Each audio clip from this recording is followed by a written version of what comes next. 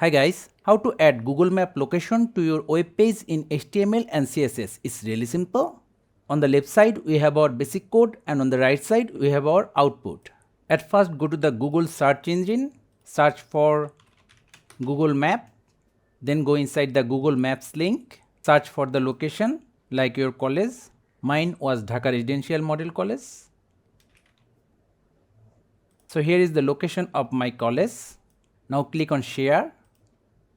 Then embed a map, then from the drop down select your preferable size, or if you are happy with this just click on copy HTML.